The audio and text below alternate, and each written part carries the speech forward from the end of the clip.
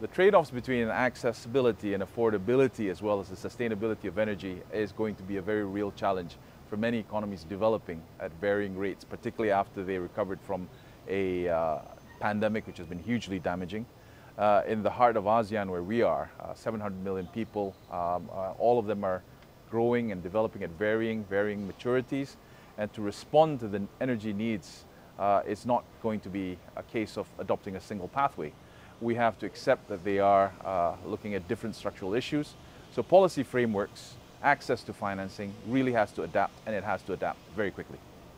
There is a very critical and important message to grasp here as we talk about the critical clean technologies that needs to be embraced by the energy sector, utilities, hard to abate sectors.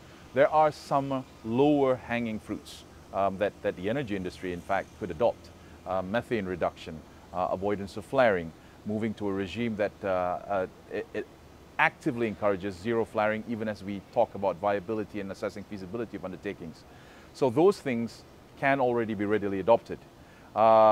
Further out, as we move out to adopting larger scale CCUS or moving from blue to green hydrogen, we need to make sure that the finance that is so much required comes in at agreeable terms and conditions, and also at a price that does not prohibit from these critical undertakings from proceeding. The whole paradigm around how you associate risks and the pricing of finance needs to be revisited completely. We have spoken a lot about blended finance, where both development institutions, multilaterals come in to help drive down the cost of financing and also bring it towards a fairway that's acceptable. Of course, we are laden and facing many challenges in the context of making sure the taxonomy and the standards and assurance can come to an acceptable degree of tolerance for all of these institutions as they work together. But this is something we need to resolve, again, super quickly, because as time goes by, we can't keep dangling the carrot of available finance while making it inaccessible. There is a disconnect, I think, insofar as how finance is distributed. Financial institutions would want to see the additional cash flows and revenue generation that makes something economically viable. The reality is these near-term solutions may well be a cost lead. CCUS without proper pricing may well be a necessary part of petroleum operations.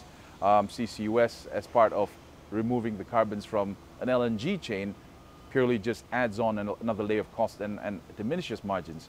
But over time, as this becomes a service for the wider society at large, more industries with hard to abate challenges that need to rely on CCUS, we need to start thinking of different pricing structures and how this service can be made available to people beyond the industry.